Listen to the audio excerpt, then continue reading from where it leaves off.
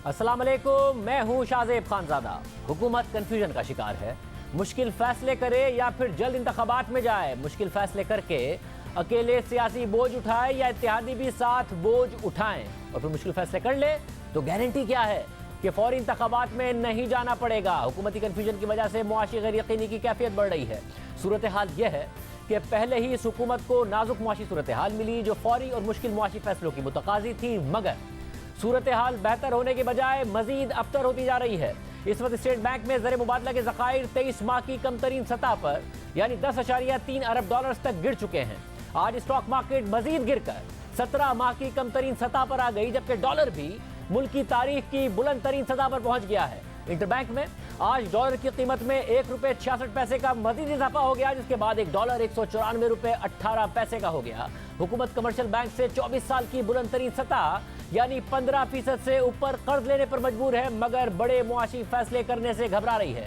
और हुकूमत की इस घबराहट से सरमायाकार घबरा रहे हैं। हुकूमत या तो फौरी मुआशी फैसले करे या फिर फौरी इलेक्शन का फैसला करे, या तो मुल्क चलाएं या फिर इलेक्शन में जाएं, क्योंकि अगर हुकूमत पेट्रोल और डीजल महंगा करके IMF की वो शराइत पूरी नहीं करेगी जो गुज़िश्ता हुकूमत ने तस्लीम की थी, तो रुपया मजीद गिरेगा और महंगाई वैसे ही मजीद हो जाएगी और मुआशी इस्तेहकाम भी नहीं आएगा। शरह सूद बढ़ती जाएगी और हुकूमत को महंगी शरह सूद पर कर्ज लेना पड़ेगा, जिससे खसारा वैसे ही मजीद बढ़ जाएगा और मुस्तकबिल में बहरहाल महंगाई बढ़ेगी। तो साबिक वजीर खजाना शौकत तरीन मोटरसाइकिल रखने वालों को सब्सिडी देने के ज्यादा हामी थे, मगर इमरान खान ने सबको सब्सिडी दे दी और अब मिफ्ता इस्माइल सब्सिडी के खिलाफ है, मगर मौजूदा वजीर आजम शहबाज शरीफ फैसला नहीं कर पा रहे हैं। मुआशी गैर यकीनी बढ़ा रहे हैं, मईशत को मजीद नुकसान पहुंचा रहे हैं। पहले लंदन में मुशावरत करते रहे और अब पाकिस्तान में इत्तेहादियों से मुशावरत कर रहे हैं। वजीर आजम ने आज MQM के कन्वीनर खालिद मकबूल सिद्दीकी से मुलाकात की। इसके बाद JUI के सरबराह मौलाना फजलुर रहमान और साबिक सदर आसिफ अली जरदारी से भी अलग अलग मुलाकातें की। इसके अलावा वजीर आजम शहबाज शरीफ ने इत्तेहादी जमातों का इजलास कल बुला लिया है, जिसमें फौरी इलेक्शन या फिर सख्त मुआशी फैसलों पर मुशावरत की जाएगी। कल वजीर खारजा बिलावल भुट्टो जरदारी कह चुके हैं कि अब वक्त आ गया है कि मुल्क की मफाद के लिए मुश्किल फैसले किए जाएं ताकि मुल्क को मुआशी बहरान से निकाल सकें। वक्त आ गया है कि अब मुल्क के मफाद के लिए वो मुश्किल फैसले लिया जाए ताकि आप मुल्क को इस मुआशी बहरान से निकाल सके। इस हुकूमत के सामने दो ऑप्शंस है, शॉर्ट टर्म रिलीफ बरकरार रखे और अवाम को लॉन्ग टर्म तकलीफ में धकेला जाए, या शॉर्ट टर्म तकलीफ उठाए और लॉन्ग टर्म रिलीफ का बंदोबस्त करे। हम इत्तेहादी क्या सोच रहे हैं? क्या पीपल्स पार्टी तैयार है कि इलेक्शन बाद में हो, मुश्किल फैसले पहले हों? क्या MQM तैयार है? क्या बलूचिस्तान अवामी पार्टी तैयार है? मौलाना फजलुर रहमान तैयार है? मौक़िफ़ आपके सामने रखेंगे। हमारे साथ मौजूद हैं पाकिस्तान पीपल्स पार्टी के रहनुमा कमरुज़्ज़मा कायरा साहब, बाद में दूसरे इत्तेहादी भी हमारे साथ मौजूद होंगे, खालिद मकबूल सिद्दीकी साहब भी हमें ज्वाइन करेंगे। कायरा साहब बहुत शुक्रिया। कायरा साहब, नून लीग ने ज़ाहिर वाज़ेह किया है कि हम अकेले बोझ नहीं उठाएंगे, इत्तेहादी भी बोझ उठाएं अगर हमने मुश्किल फैसले करने हैं। कल बिलावल भुट्टो जरदारी साहब ने तो अपनी तकरीर में कहा कि हम शॉर्ट टर्म में मुश्किल फैसले करने होंगे ताकि लॉन्ग टर्म में हम आवाम को रिलीफ पहुंचा सकें। पीपल्स पार्टी क्या सोच रही है? कीमतों में इजाफा हो जाए, शॉर्ट टर्म में ये बोझ बर्दाश्त कर लिया जाए, IMF का प्रोग्राम बहाल हो जाए, या फिर इलेक्शन की तरफ जाया जाए? शाहजेब साहब, पहली गुजारिश तो यह है कि हमने हमेशा कहा कि हम सिर्फ पावर शेयरिंग नहीं, हम रिस्पॉन्सिबिलिटी शेयरिंग और बर्डन शेयरिंग में भी साथ साथ हैं, बिल्कुल शेयर करेंगे। और इसीलिए पाकिस्तान पीपल्स पार्टी के चेयरमैन जनाब बिलावल भुट्टो जरदारी साहब खुद इस हुकूमत के वजीर बने, वरना इसमें बहुत सारे सवाल थे हमारे यहाँ। लेकिन हम एक मुश्किल वक्त को समझते हैं और इस वक्त पाकिस्तान पे न सिर्फ इकोनॉमिकली बल्कि और भी बहुत सारे महाजों पे एक मुश्किल वक्त है। लिहाजा अभी हमें सबको मिल के सर जोड़ के और किसी एक के ऊपर जिम्मेदारी नहीं, सबकी कलेक्टिव जिम्मेदारी डाल के आगे बढ़ने की जरूरत है, तभी हम इस मुल्क के मसाइल का हल निकाल सकते हैं। जहाँ तक ताल्लुक यह है कि मुश्किल फैसले करने चाहिए या नहीं, मुश्किल फैसलों की एक सच्ची कीमत होती है, लेकिन आपके जरिए आपको कन्विंस करके, यानी मीडिया को कन्विंस करके और आपके जरिए आवाम तक जाके हम आवाम के सामने भी हकायक रखेंगे। लेकिन इसके बावजूद अगर लोग नाराज होते हैं तो क्या मुश्किल फैसले नहीं करने चाहिए? मुश्किल फैसले करने से अगर मुल्क बेहतर हो सकता है और उसका सियासी नुकसान होता है तो नुकसान तो बर्दाश्त करना चाहिए, वो तो रिकवर हो जाएगा। मुल्क का हुआ वो नुकसान तो वापस नहीं आएगा। सो क्या इलेक्शन जल्दी, पहले तो बात है कि 6-8 महीने में इलेक्शन होने की पोजीशन नहीं है, इलेक्शन कमीशन कह रहा है नहीं करा सकते। लेकिन अगर इलेक्शन हो भी जाए तो फिर क्या नई आने वाली गवर्नमेंट जो है वो तल्ख फैसले नहीं करेगी? सो सिर्फ अपने वोटर को या वोटिंग को सामने रखते हुए मुल्क के मफाद के ऊपर कॉम्प्रोमाइज करना ये कोई दानिशमंदी नहीं है। सो हमें मुश्किल फैसले करने चाहिए। ठीक है। और खैर साहब, जैसा आप कह रहे हैं, वो वाज़ेह तौर पर कह रहे हैं कि मुश्किल फैसले करने चाहिए, मगर मुश्किल फैसलों की एक पॉलिटिकल कॉस्ट होगी। जब आप पॉलिटिकल कॉस्ट बर्दाश्त करने को तैयार हैं, जैसे कि आप कह रहे हैं, तो फिर अगस्त 2023 तक ही जाएंगे ताकि इकोनॉमी को स्टेबलाइज कर सकें और उसके बाद आवाम को बता सकें कि हमने मुश्किल फैसले किए थे और कॉस्ट जो आपने पे की थी उसके नतीजे में मुआशी इस्तेहकाम लेकर आए हैं, वरना आप देख रहे थे कि डॉलर का क्या हाल था। या फिर आप अक्टूबर नवंबर में इलेक्शन चाहेंगे? फिर देखिए, गुजारिश ये है कि इलेक्शन कब होगा इसके बारे में तो कोई हतमी डेट मैं भी नहीं दे सकता और नामुमकिन है, लेकिन एक चीज शाहजेब साहब जरूरी है कि इलेक्शन जब भी हो, जिस वक्त तक हम हुकूमत में हैं, हमें अपने फैसले करने चाहिए जो हमारे जिम्मे है। जब उनका वक्त आएगा, जब अगली गवर्नमेंट आएगी तो वो अपने फैसले ले लेंगे, जो भी गवर्नमेंट आए, हम आएंगे तो हम ले लेंगे। लेकिन आज हम डिलेट तो नहीं कर सकते ना, मगर इंतजार तो नहीं कर सकते। तो हमें आज फैसले लेने चाहिए। हाँ, उसकी पॉलिटिकल कास्ट है, बिल्कुल है। पॉलिटिकल कास्ट से डरते हुए फैसले ना करने की कास्ट मुल्क को अदा करने पड़ेगी। तो मेरे ख्याल है मुल्क के बजाय अगर सियासी जमातें कलेक्टिवली कोई कास्ट पे करनी पड़ जाए तो वो भी कोई हर्ज नहीं है। और हम अगर लोगों को कन्विंस करें और आपको पहले कन्विंस कर लें, मीडिया को, तो हमारा ख्याल है कि शायद हम पॉलिटिकल कास्ट को भी मिनिमाइज कर सकें। और कैसे साहब, जैसे कीमतें बढ़ाएंगे, जाहिर नहीं बढ़ा रहे, कैच 22 है तो डॉलर वैसे गिर रहा है, मार्केट्स गिर रही हैं, गैर यकीनी की सूरत हाल है, बढ़ाएंगे, IMF का प्रोग्राम बहाल होगा तो भी एक पॉलिटिकल कैंपेन तो इमरान खान साहब लॉन्च किए हुए हैं, 20 तारीख के बाद इस्लामाबाद आने का कह रहे हैं। तो जो कॉस्ट होगी और जो प्रेशर होगा वो बहुत ज्यादा आएगा हुकूमत के ऊपर उस सूरत में। नहीं, हमारे पास ऑप्शन क्या है? क्या हमें पाकिस्तान का नुकसान होने देना चाहिए और अपनी सियासी केस बचाने चाहिए, या हमें सियासत के ऊपर अगर रद्द भी लगती है तो पाकिस्तान बचाने की तरफ जाना चाहिए? क्या हमें इमरान खान से डर के, क्या उनके लॉन्ग मार्च से, पहले तो बात डरते नहीं है, लॉन्ग मार्च उनको आने का हक है, आए, जलसे करें, जुलूस करें, जो मर्जी है, लेकिन क्या उससे डर के हम नीजात रिएक्शन में और अपने बिल्कुल छोटे छोटे मफादात के लिए पाकिस्तान का बड़ा मफाद, ये हमारे जर्नलिस्ट नहीं है। लिहाजा हमें रिस्पॉन्सिबिलिटी फैसले करने का वक्त है, वो करनी चाहिए। बहुत शुक्रिया। कमरुज़्ज़मा कायरा साहब कह रहे हैं कि हमें फैसले करने पड़ेंगे, मुश्किल फैसले, और हमें करने चाहिए। जो सियासी बोझ है वो नून लीग के साथ बतौर इत्तेहादी हम उठाने के लिए भी तैयार हैं। MKM क्या सोच रही है? मुत्तहिदा कौमी मूवमेंट की भी आज मुलाकात हुई शहबाज शरीफ साहब से। हमारे साथ खालिद मकबूल सिद्दीकी साहब मौजूद हैं। खालिद मकबूल सिद्दीकी साहब, बहुत शुक्रिया हमें शो में ज्वाइन करने के लिए। आज आपकी भी वज़ीर आज़म शहबाज शरीफ से मुलाकात हुई और जो खबर सामने आई वो यही कि नए इंतखाबात से पहले नई मरदमशुमारी हो, इसकी सूरत में हमें भी हमारा मैंडेट मिल जाएगा। तो मरदमशुमारी हो, फिर हल्का बंदियाँ हो, आप की क्या एग्जैक्ट सोच है कि उस दौरान, क्योंकि ज़ाहिर पाकिस्तान मुतहम्मिल नहीं हो सकता कि हम IMF के प्रोग्राम में ना हो, रुपया मुसलसल गिर रहा है, कि मुश्किल फैसले ले ले हुकूमत, उसकी ओनरशिप के लिए आप भी साथ तैयार हैं या नहीं? जी, मेरा ख्याल है, हमने तो वजीर आजम से क्या बात हुई ये क्योंकि आज हमारी बीच रिपोर्टर्स के साथ मीटिंग थी तो मैंने वो तस्करा नहीं किया। उन्होंने जो सवालात किए थे रिपोर्टर्स से उनके जवाब मैंने दिए हैं। पहली बात तो ये है कि बिल्कुल ये हम पहले भी बात कर चुके हैं कि पाकिस्तान की खातिर हम अपनी सियासत को हमें दाव पे लगाना पड़े तो लगा देना चाहिए। पहली बात ये, सख्त फैसले करें लेकिन उसके साथ वो सख्ती गरीब लोगों तक शिफ्ट ना हो, और ये बिल्कुल मुमकिन है, ये नारा नहीं है। अगर आप पेट्रोल की राशनिंग कर दें, पेट्रोल खास तबके के लिए जिस तरह के पहले होता था वो सस्ता कर दें। जो लोग मोटरसाइकिल में 1 लीटर पेट्रोल डलवाते हैं उनकी खातिर थोड़ी आपको इतना गैर मुल्की ज़र मुबादला इस्तेमाल करना पड़ता है। तो लोड जब तक शिफ्ट नहीं करेंगे अमीर लोगों की तरफ तो बात बनेगी नहीं।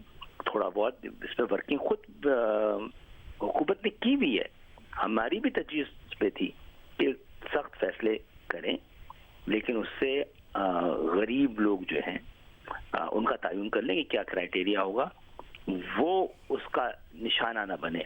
आपकी बोझ गरीब अमीरों की जानिब शिफ्ट करना चाहिए जिनकी बड़ी बड़ी गाड़ियों की वजह से ज़्यादा आपको गैर मुल्की ज़र मुबादला खर्च करना पड़ता है, और ये पेट्रोल की कीमतों का मामला इस तरह। साहब ये बड़ी अहम आपने बात की है क्योंकि जो साबिक वजीर आजम हैं इमरान खान साहब, उनको भी जो एडवाइस दी गई थी शौकत तरीन साहब की तरफ से, वजीर खजाना की तरफ से, वो यही थी, मगर उन्होंने सबको ब्लैंकेट सब्सिडी दे दी। और आप दुरुस्त कह रहे हैं कि जितनी बड़ी गाड़ी है किसी के पास उतनी ही बड़ी वो सब्सिडी अवेल कर रहा है। तकरीबन 250 अरब रुपए की सब्सिडी हो गई है जिसमें गरीबों के लिए, आम आवाम के लिए 2 अच्छे या 3 अच्छे मेट्रो के प्रोजेक्ट बन जाते हैं, या फिर बेनजीर इनकम सपोर्ट प्रोग्राम की जो साल की सब्सिडी है इतनी होती है गरीब आवाम को दी जा सकती थी। थी।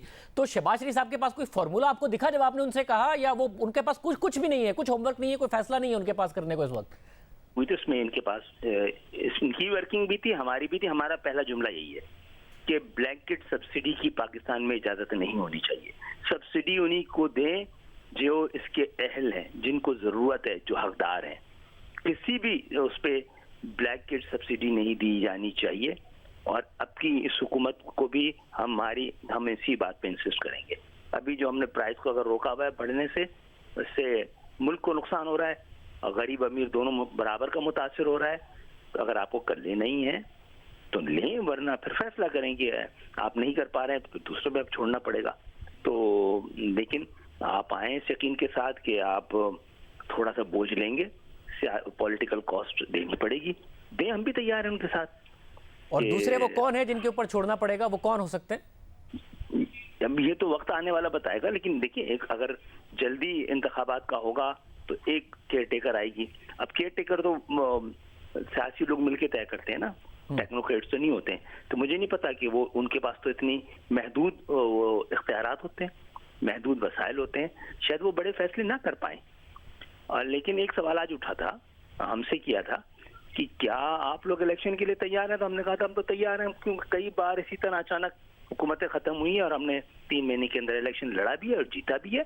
और हम तैयार हैं, लेकिन हमारे शर्त ये जो आप बयान कर चुके हैं कि मर्दमशुमारी ड्यू है जुलाई के एंड में, आप उसको अर्ली करवा लें। अगर किसी को अर्ली इलेक्शन कराना है अर्ली करवा लें, और उसके बाद हल्का बंदियाँ और तेजी के साथ हल्का बंदियाँ, ये इवन जो इंतखाबी इस्लाहात हैं, ये भी 4-5 दिन में बैठ के 24 घंटे में हल हो सकती है। पाकिस्तान हालत में पहुंच रहा है, हमें भी इमरजेंसी अपने ऊपर डिक्लेयर करके तेजी से काम करना चाहिए। बस अब ये जो आपने बात की कि जल्दी करा लें, अगर ये मामला जल्दी भी हुआ तो ज़ाहिर है अक्टूबर नवंबर तक जाएगा, मगर मुल्क इस वक्त फैसला साजी ना करने का मुतहम्मिल ही नहीं हो सकता। 18 तारीख को IMF से मुज़ाकरात हैं, डॉलर वैसे ही 194 का हो गया है। तो जो पॉलिटिकल कॉस्ट है वो इन एनी वे अगर नहीं जाते हम IMF के प्रोग्राम में तो महंगाई की सूरत में आएगी, क्योंकि हम ज़्यादा चीज़ें दरामद करते हैं, रुपया मुसलसल गिरता जा रहा है।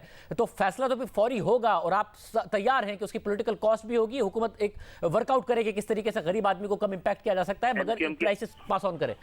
जी, MKM तो तैयार है इसके लिए, लेकिन वही है मशरूत इस बात से, कोई इसको ये हेडिंग ना लगा दे कि MKM मशरूत इस बात से है कि कोई किसी वक्त तो इंतजाम करें। दुनिया के बड़े बड़े मुल्कों में इंतजाम है किसी ना किसी शक्ल में कि गरीब पर इसका बोझ ना पड़े। बस फिर और मुझे ये भी बताइएगा कि एक जो हुकूमत में बज़ाहिर डर नज़र आता है वो ये कि ज़ाहिर इमरान खान साहब एक दबाव बढ़ा रहे हैं, और वो दबाव इदारों के ऊपर भी है कि हमारे इत्तेहादी अचानक हमें दरमियान में छोड़ ना जाएं। जब ये हुकूमत के खिलाफ अदम एतमाद आ रही थी इमरान खान साहब के खिलाफ, तो आप लोगों ने कहा कि कोई फ़ोन कॉल्स नहीं आ रही है, कोई दबाव नहीं है।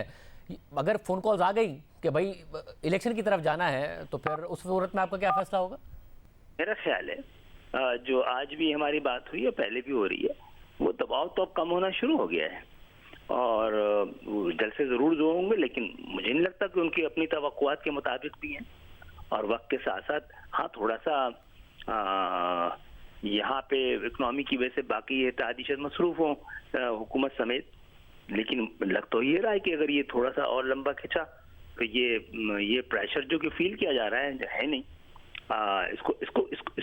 इससे नहीं डरना चाहिए। तो मुस्लिम लीग तो अभी अपोजिशन में रहते हुए बहुत सारे तकरीबन 80% वहाँ के पंजाब के इंतखाबात जीतती रही है। मेरा ख्याल है अगर इलेक्शन हारने के खौफ से, मेरा ख्याल है हमें अपने फैसले नहीं करने चाहिए। अच्छा, और इदारों की तरफ से कॉल आएगी तब भी आप अपने ही फैसले करेंगे, देखेंगे कि क्या फैसला करना चाहिए? वो बड़ी क्लियरली बता रहा हूँ कि वो कॉल आती रही है नहीं आती रही, अगर एक तो दबाव का कभी ऐसा नहीं रहा है, और फिर आप जिन हालात से हम गुजर रहे हैं, अगर दबाव लेने वाले होते तो हम इन मुश्किलात का शिकार तो ना होते ना। बहुत शुक्रिया। हमारे साथ खालिद मक्सी साहब मौजूद हैं, पार्लिमानी रहनुमा बलूचिस्तान अवामी पार्टी। बहुत शुक्रिया खालिद मक्सी साहब हमें शो में ज्वाइन करने के लिए। मुश्किल फैसले हुकूमत करने की हिम्मत नहीं कर पा रही है, और वो कह रहे हैं कि इत्तेहादी भी कहें कि वो भी साथ हैं और वो भी इसका बोझ बर्दाश्त करेंगे। पीपल्स पार्टी और MKM तो कह रहे हैं बोझ बर्दाश्त करने को तैयार हैं। बलूचिस्तान अवामी पार्टी भी तैयार है कि मुश्किल फैसले कर लें ताकि एक मुआशी यकीनी की सूरत हाल हो, IMF का प्रोग्राम बहाल हो। ऐसे जी देखें, इत्तेहादी जब होते हैं तो बैठ के मशवरा करते हैं, मशवरा कर लेंगे, अल्लाह खैर करेगा। अभी तक तो मशवरे के लिए कोई टाइम मुकर्रर नहीं है, अगर जब होगा बैठेंगे, डिस्कस करेंगे, पार्टीज का इनपुट लेंगे, अल्लाह खैर करेगा। अगर इलेक्शन के होने से खजाने भर जाते हैं तो मैं तो कहता हूँ आज ही इलेक्शन ऐलान करें और हफ्ते के अंदर कर लें। मगर IMF भी ठीक हो जाएगा और मतलब जो सब कुछ ठीक हो जाएगा तो इससे और क्या बेहतर है फिर।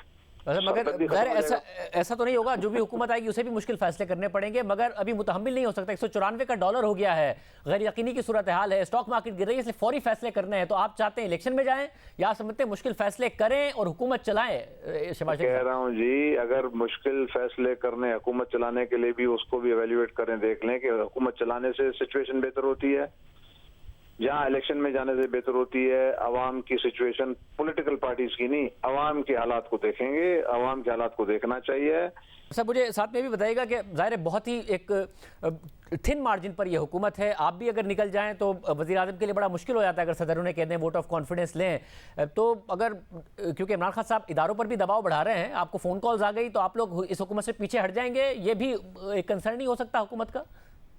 यार अब इस मुल्क को जो आप लोगों ने फोन को, पहले भी फोन कॉल्स, फिर न्यूट्रल, अभी नए फोन कॉल्स, हम अगर इससे नहीं निकलेंगे तो हम क्या करेंगे? पर अभी क्या मतलब मुल्क है ही फोन कॉल्स पे चल रहा है मुल्क, तो फोन कॉल करवा के IMF को भी सेट कर देते हैं और डॉलर को भी सेट कर देते हैं। फोन कॉल पे फैसले ना करने का फैसला तो आप ही ने करना है ना, तो आप कहते हैं हम फोन कॉल्स पे नहीं चलेंगे, खड़े हम साथ, अगर ये मुश्किल फैसले करते हैं वरना कह दें तो आप भी बता दें, अगर फोन कॉल आने वाला होशियार तो कर दें, मतलब अपने अपना दिल को तो देख लें कि हमारा दिल कितना मजबूत है, जरा बता तो दें हमें कुछ। अगर ऐसी सिचुएशन होने वाली है तो हम जरा अपना दिल को तो परख लें कि कितना इसमें दम है, ये फोन कॉल बर्दाश्त करेगी नहीं करेगी। डील भी आप ही ने किया तो आपको अंदाजा होगा ना, इमरान खान साहब प्रेशर बढ़ा रहे हैं, आ गई तो क्या होगा, नहीं आई तो फिर क्या फैसला? जी हम बलोचों को तो अल्लाह खैर करे, हम नहीं डरेंगे इंशाल्लाह। हम बलोच हैं, हम तो बड़े प्रेशर देखते हैं, बलोचिस्तान को देख लें, हम एहतराम और अखलाक जानते हैं जी। प्रेशर तो इंशाल्लाह अल्लाह खैर करेगा, प्रेशर, इज्जत का प्रेशर भी मान लेंगे।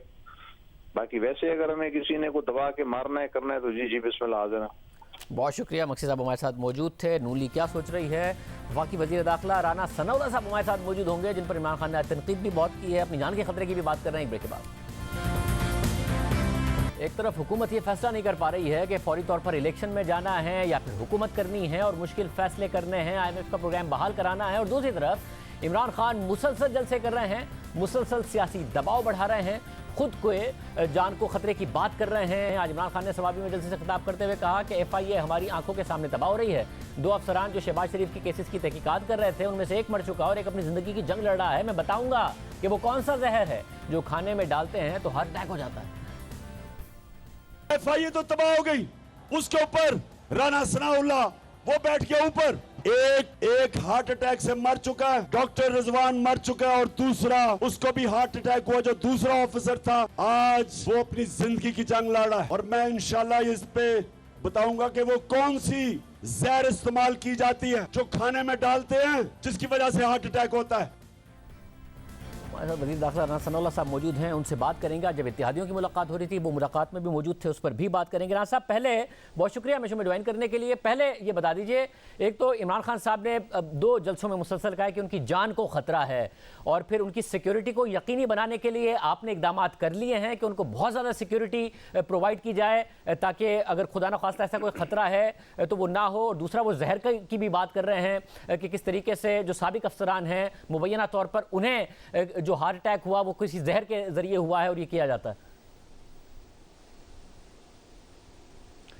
देखिए, जहाँ तक सिक्योरिटी का तल्लक है तो इमरान खान साहब को कमो बेश वही सिक्योरिटी हासिल है जो उनको बतौर वज़ीर आज़म थी। इस वक्त उनको रेंजर्स, FC और पुलिस की जो है वो सिक्योरिटी हासिल है, और तकरीबन कोई 150 से 200 आदमी जो है वो उसकी सिक्योरिटी के ऊपर मामूर है। अब इससे ज़्यादा सिक्योरिटी जो है वो क्यों कर मुमकिन हो सकती है? अगर उसका कोई तरीका या अगर कोई उनके ज़हन में कोई और ख्वाहिश है तो वो भी बता दें, उसको भी जो है वो पूरा किया जा सकता है।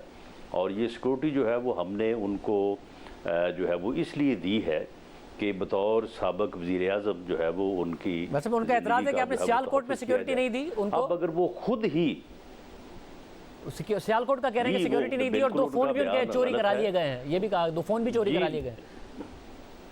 नहीं, फ़ोन तो खैर उनके आगे पीछे जिस किस्म के तलंगे और आवारा लोग होते हैं तो उनमें से किसी ने जो है वो उड़ा लिए होंगे। हमने क्या चोरी करवाने थे? सियालकोट में ये एक ऐसी जगह पे जलसा करना चाहते थे जहाँ पे हमारी एक जो कम्युनिटी है वो उसके ऊपर मोतरज थी, वहाँ से इनको इजाज़त नहीं दी गई, हटाया गया। तो उस वजह से जो है वो कह रहे हैं कि सिक्योरिटी नहीं दी गई वहाँ पे भी, क्योंकि सिक्योरिटी जो है वो इनके साथ होती है। वो यहाँ बनी गाला से जहाँ पे भी जाएं तो इनके साथ जो है वो मूव करती है। मामला ये है कि उन्होंने कोई ना कोई फ्रॉड, झूठ अपना बयानिया चलाना होता है। जिस तरह से पहले उन्होंने अमेरिका का बयानिया चला दिया कि ये अमेरिकी साजिश हुई है। जब वो फ्रॉड चंद दिन चला, उसके बाद वो मद्दम हुआ, तो फिर उन्होंने वो मीर जाफर और मीर सादक का बयानिया जो है वो चला दिया। वो 2-3 दिन चला, तो उसके बाद अब इन्होंने जो है वो ये बयानिया चला दिया है कि जी मुझे कत्ल जो है वो कर दिया जाएगा। ओ भाई, अगर तुमने वो वीडियो जो है वो रिकॉर्ड करवा के कहीं छुपाई है या किसी जगह पे रखी है, तो वो वीडियो शेयर करो आवाम के साथ। जब तुम कहते हो कि जी मैं आवाम के सामने हर चीज़ जो है वो करूँगा, तुम शेयर करो। हम उसके ऊपर जुडिशल कमीशन बनाने को तैयार हैं, हम उसके ऊपर इंक्वायरी कमीशन जो है वो बनाने को तैयार हैं। और आप वो एविडेंस और वो सोर्स जिसने आपको ये इतला दी है कि आपकी जान को ख़तरा है, तो वो उसके मतलब जो है वो पूरी तरह से इंक्वायर करेगा। और अगर आप झूठ बक रहे हैं तो वो बात सामने आ जाएगी। और अगर किसी ने कोई ऐसी साजिश तैयार की है तो उसके खिलाफ जब एविडेंस आएगी तो उसके खिलाफ जो है वो कानून के मुताबिक कार्रवाई होगी। लेकिन आप ये भी देखिएगा कि ये इस बयानिए को 4 दिन चलाएंगे, उसके बाद कोई नया फ्रॉड, कोई नया झूठ जो है वो गढ़ के ले आएंगे। मगर ये बंदा जो है ये कौम को तकसीम करना चाहता है, इमरान खान साहब के जो बयानात हैं, कौम को गुमराह करना चाहता है, नौजवान नस्ल को तबाह करना चाहता है। ये एक फितना है इस कौम के लिए। राना साहब, जो इमरान खान साहब के बयान की तारीख है वो ज़ाहिर एक तरफ है, मगर इस मुल्क की तारीख भी दूसरी तरफ है, जिसमें इस मुल्क के वज़ीर आज़म पर, सरबराहान पर हमले हुए हैं। तो आप जब से बने वज़ीर दाखिला, आपकी नज़र में कोई इंटेलिजेंस इतला ऐसी गुजरी है मुल्क की सिविलियन एजेंसीज़ की तरफ से या अस्करी एजेंसीज़ की तरफ से, जिसमें आपको ये पता चले कि इमरान खान साहब की जान को खतरा है? इस बात को बहरहाल संजीदा तो लेना पड़ेगा इस मुल्क की तारीख को देखते हुए। आप गैर संजीदा लेंगे इमरान खान साहब के बयानात की तारीख को देखते हुए? जी, वो खुद इसको गैर संजीदा तौर पे ले रहे हैं। वो खुद यानी अपनी सिक्योरिटी को वो खुद ही जो है वो कि इशू बना के और वो इस किस्म की जो है वो गुफ्तगू कर रहे हैं। कभी वो कह रहे हैं कि जी खाने में एक जहर है। इन्हें मालूम होगा ना कि वो कौन सा जहर है, क्योंकि उस वक्त बड़े लोग हैरानगी का इजहार कर रहे थे जब मियां नवाज शरीफ को जेल के अंदर जो है एक इस तरह से उनकी सेहत गिरी कि वो दिनों में जो है वो बहुत ज़्यादा जो है वो शदीद बीमार हो गए। तो उस वक्त भी ये बात हमारी तरफ से शक का इजहार किया गया था, लेकिन बहरहाल हमने शक की हद तक जो है वो इसका इजहार किया गया था। अब ये कहता कि ये एक ऐसा जहर है, तो हो सकता है इसके इल्म में होगा कि वो कौन सा जहर है जो आदमी को खाने में मिलाया जाए। तो आदमी मरता नहीं है, उसको हार्ट अटैक होता है। यानी ये हार्ट अटैक करवाने वाला जहर जो है ये पहली दफ़ा इससे सुना है। हालांकि होता तो ये है जी कि जहर जो है वो खुदा ना खासा वो कोई अगर खा ले या किसी को खिला दिया जाए तो वो जो है वो उसकी ज़िंदगी का खात्मा हो जाता है। एफआईए के ऑफिसर डॉक्टर रिजवान जो कि शहबाज शरीफ और हमला बयान देने का, जो एफआईए के ऑफिसर है डॉक्टर रिजवान जिनकी दिल का दौरा पड़ने से मौत वाक़ई हुई है, वो उनके हवाले से भी कह रहे हैं कि उनको धमकी भी दी गई थी और वो शहबाज शरीफ और हमजा शहबाज के कर रहे थे केसेस, और इस तरीके से जो हार्ट अटैक भी हो जाता है जहर से, वो उसके हवाले से भी ये बात कर रहे हैं। देखें शाहजेब, मैं अब क्या बात करूं इस बदबख्त इंसान की। ये वज़ीर आज़म रहा है इस मुल्क का, ये मुल्क इस मुल्क का दोबारा बदकिस्मती से जो है ये उम्मीदवार है MNA बनने का, वज़ीर आज़म बनने का। वो भाई इसे मालूम नहीं है कि अगर डॉक्टर रिजवान की अल्लाह उन्हें अपनी हिफाजत में रखे, उन्हें गरीक़ रहमत करे, अगर उनकी डेथ हुई है किसी ऐसी वजह से, तो क्या उनका पोस्टमार्टम नहीं हो सकता था? क्या पोस्टमार्टम हुआ नहीं होगा? यानी ये कोई है बात कहने वाली कि जी फलां की आप मौत जो है वो ऐसे जहर से हो गई है और उसके बाद जो है वो ये जलसों में तकारीर कर रहे हैं। वो भाई जब ये वाक़या हुआ तो उनकी जो फैमिली है, उनके घर वाले जो हैं, यकीनन अगर कोई ऐसी बात हुई होगी तो उन्होंने उसका पोस्टमार्टम करवाया होगा और उसमें हर चीज़ जो है वो सामने आ जाती है। यानी ये तो एक यानी ऐसा फ्रॉड और झूठ जो है वो गढ़ के लाते हैं कि बस वो जो इनका फ़ैन क्राउड है वो इसी तरह के पागल हुए हैं, वो जो ये कहता है उसके ऊपर जो है वो यकीन करते हैं। बाकी तो हर ज़ही शोर आदमी जो है वो समझता है कि आदमी ये जो है ये या तो ये वैसे ज़हनी तौर पे जो है वो खिसक चुका है और इसे मगर मगर राज साहब, ये जो बात जो है वो नहीं करनी। इनका क्राउड है उसका प्रेशर तो आप ले रहे हैं ना, मुश्किल फैसले नहीं कर पा रहे हैं। कभी लंदन चले जाते हैं शहबाज शरीफ साहब, कभी पाकिस्तान में आके कहते हैं इत्यादियों से मिलेंगे। आपने नहीं, मगर राज साहब सवाल सुनिएगा, आपने कहा था कि हम अकेले नहीं फैसला करेंगे, इत्तेहादी भी इसका बोझ उठाएं। पीपल्स पार्टी कह रही है कि हम बोझ उठाने को तैयार हैं, मुश्किल फैसले के लिए तैयार है। एमक्यूएम भी कह रही है कि कोई ऐसा मैकेनिज्म बना लें जिसमें मोटरसाइकिल जो इस्तेमाल करते हैं उन पर ना ज्यादा बोझ पड़े। तो आप लोग नहीं फैसला कर पा रहे हैं, आज भी नहीं कर पाए हैं। रुपया 194 का हो गया, स्टॉक मार्केट गिर रही है, सरमायाकार मुसलसल गैर यकीनी की सूरत हाल का सामना कर रहे हैं आपके आने के बाद।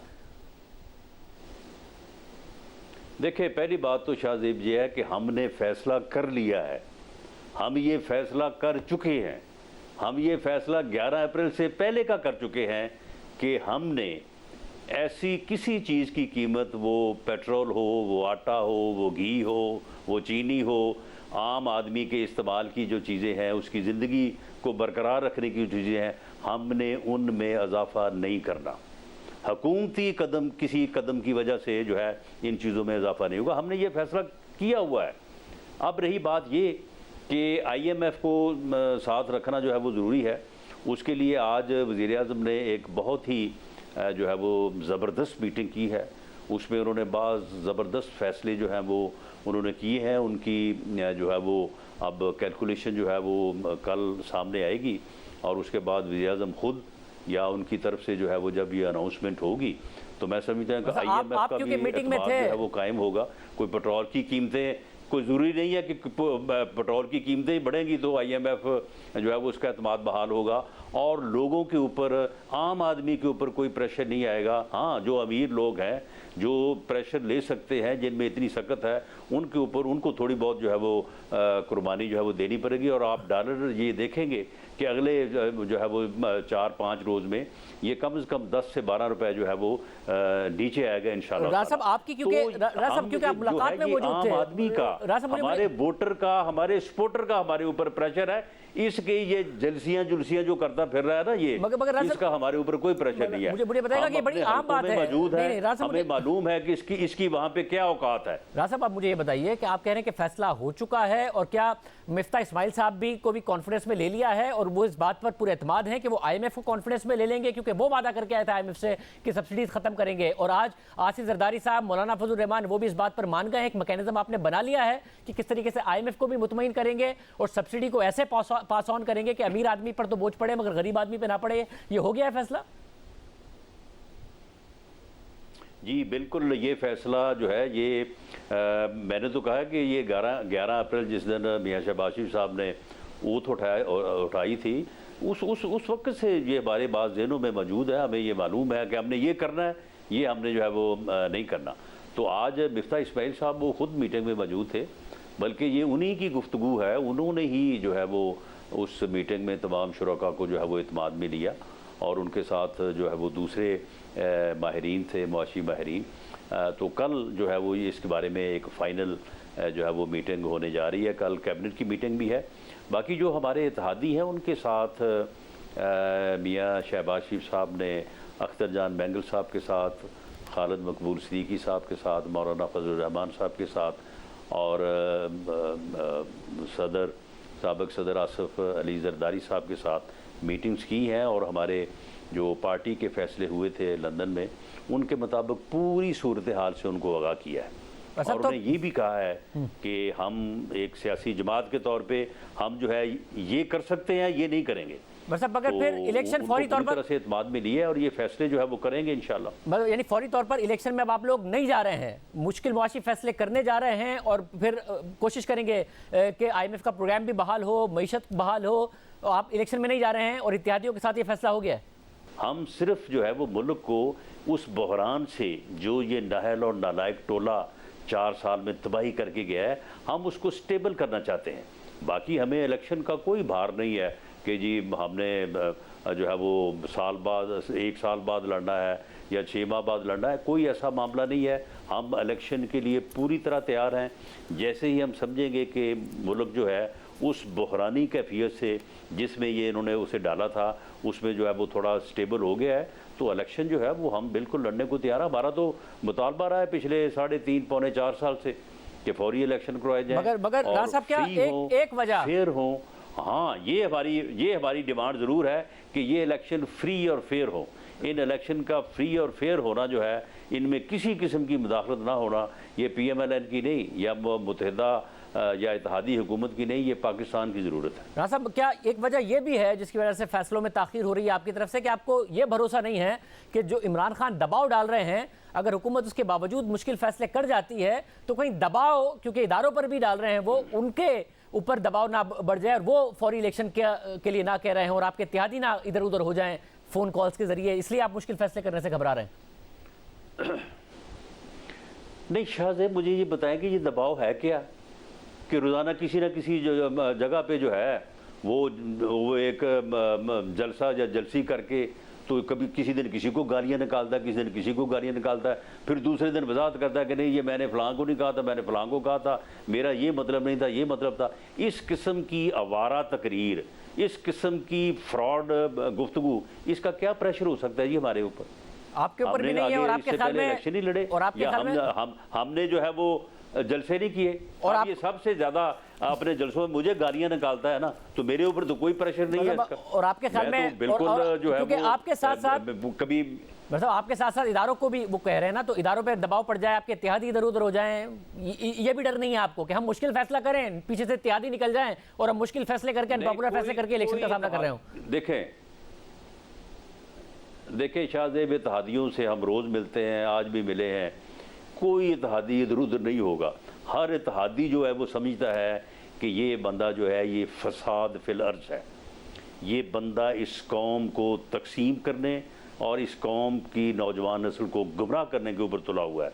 हर आदमी समझता है कि ये इस मुल्क में जो है वो एक ऐसा नासूर है कि इसका जो है वो कला कोमा जो है वो होना चाहिए। अदारों की भी यही सोच है, हर आदमी जो है वो इस चीज़ को जान चुका है कि इसकी हकीकत क्या है, तो इसलिए कोई इत्तेहादी भी इधर उधर नहीं होगा और मैं नहीं समझता कि कोई इसके जो है वो प्रेशर में आएगा। ये रोज़ का इसका काम है, रोज़ ही किसी न किसी जगह पे शाम को लगा होता है गालियाँ निकालने। राजा साहब, इदारों की सोच आपको बताइए, इदारों ने, आपका अंदाज़ा है?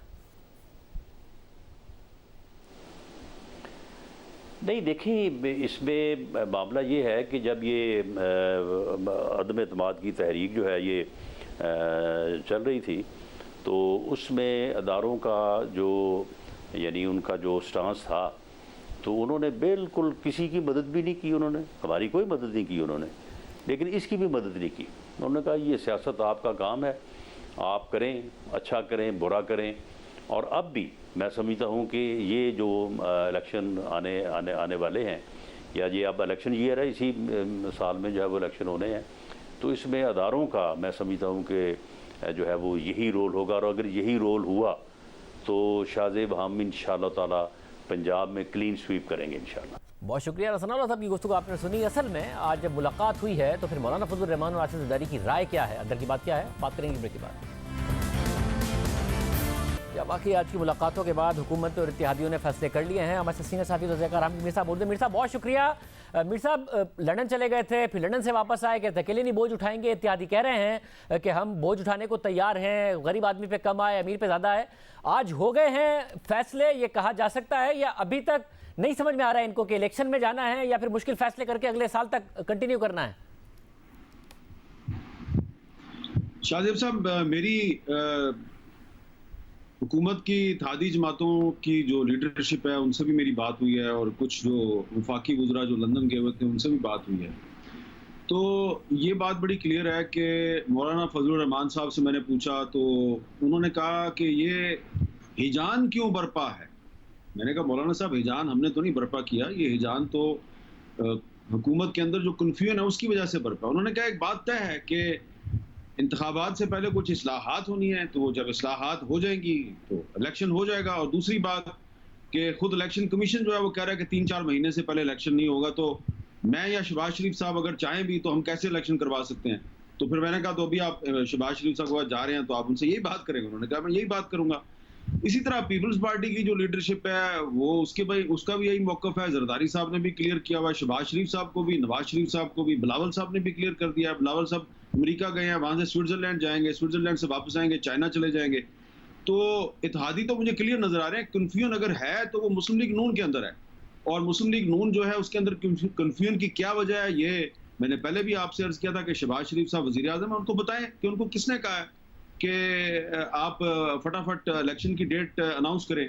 तो लेकिन क्योंकि शहबाज शरीफ साहब जो है वो मुस्लिम लीग नून के वोटों से तो वजीर आजम नहीं बने हैं, वो तो पीपल्स पार्टी और JUI और बाकी जमातों के वोटों से भी के बगैर तो वजीर आजम नहीं बन सकते थे, तो उनके बगैर वो चल नहीं सकते। इसीलिए वो सबके साथ मशवरा कर रहे हैं और अल्टीमेटली होगा वही जो इत्तेहादी जमातों की अक्सरियत चाहेगी। राना सनाउल्लाह साहब कहते हैं कि ये इलेक्शन ईयर है, ठीक है, वो उनका ये ख्याल है, तो हो सकता है कि अक्टूबर नवंबर में इलेक्शन के लिए मुस्लिम लीग नून राजी हो, लेकिन मेरी इत्तला के मुताबिक पीपल्स पार्टी जो है वो शायद अगले साल तक इलेक्शन में जाना चाहती है, JUI भी अगले साल इलेक्शन में जाना चाहती है। तो ये बात तो क्लियर है कि ये जो डेडलाइन दी है तहरीक इंसाफ ने कि 20 मई से पहले पहले इलेक्शन डेट हमें दो, वरना हम तुम्हें छोड़ेंगे नहीं, तो ये तो नहीं होने वाला। अगर इलेक्शन और ये फिर इत्तेहादी इसके लिए भी तैयार हैं कि जी मुश्किल फैसले करें फिलहाल, ताकि अगले साल अगर इलेक्शन होते हैं तो अगले साल तक इकोनॉमी को हम स्टेबलाइज कर सकें, क्योंकि अदरवाइज भी अगर मुश्किल फैसले नहीं कर रहे हैं तो 194 का डॉलर हो या फिर गिरती हुई स्टॉक मार्केट हो, ये कोई बहुत अच्छे ऑप्टिक्स तो नहीं क्रिएट कर रहे हैं हुकूमत के लिए। इनके अंदर बहस ये चल रही है कि फर्ज करें कि हम जल्दी इलेक्शन की डेट दे देते हैं, जल्दी इलेक्शन करवा देते हैं, तो क्या डॉलर जो है वो ऊपर जाना बंद हो जाएगा, क्या स्टॉक मार्केट ठीक हो जाएगी? इसका जवाब किसी के पास नहीं है। तो इनको एक चीज समझने की जरूरत है कि ये जो डॉलर ऊपर जा रहा है और स्टॉक मार्केट में इंस्टेबिलिटी है, इसकी एक वजह ये भी है कि आप कंफ्यूज हैं। जरदारी साहब कुछ कह रहे हैं, बिलावल साहब कुछ कह रहे हैं, शहबाज शरीफ साहब की बॉडी लैंग्वेज कुछ और बता रही है। तो इसलिए आप देखें ना, जब वो लंदन गए थे तो जरदारी साहब ने प्रेस कॉन्फ्रेंस कर दी और ख्वाजा आसिफ साहब ने कहा वो जो कुछ भी कह रहे हैं जरदारी साहब बिल्कुल ठीक कह रहे हैं। उसके बावजूद अब शहबाज शरीफ साहब वापस आए तो फिर सलाह मशवरे कर रहे हैं। तो उनको अपनी अदाओं पे खुद गौर करना चाहिए। उन्होंने कन्फ्यूजन फैलाई हुई है और उनकी कन्फ्यूजन का फायदा जो है वो इमरान खान साहब उठा रहे हैं। लेकिन मुझे लगता ये है कि ये अगर इलेक्शन होगा भी तो अक्टूबर नवंबर से पहले ये राजी नहीं होंगे इत्तेहादी जमातें, और शहबाज शरीफ साहब ने को सख्त फैसले अगर करने हैं तो यकीनन वो सख्त फैसले उनको करने पड़ेंगे। और अभी बिलावल साहब भी जा रहे हैं, थोड़े दिन बाद मिफ्ता साहब भी जा रहे हैं, वहाँ उनकी IMF के हुकाम से मुलाकातें होंगी, तो हो सकता है कि इनको कहीं ना कहीं से कुछ मदद भी मिल जाए, रिलीफ भी मिल जाए। लेकिन फौरी तौर पे अगले 2-3 महीने में तो इलेक्शन मुझे नजर नहीं आ रहा। बहुत शुक्रिया आमिर साहब की गुफ्तगू आपने सुनी, तज़िया आपने सुना। आज प्रोग्राम में इतना ही, इजाज़त दीजिए, अल्लाह हाफ़िज़।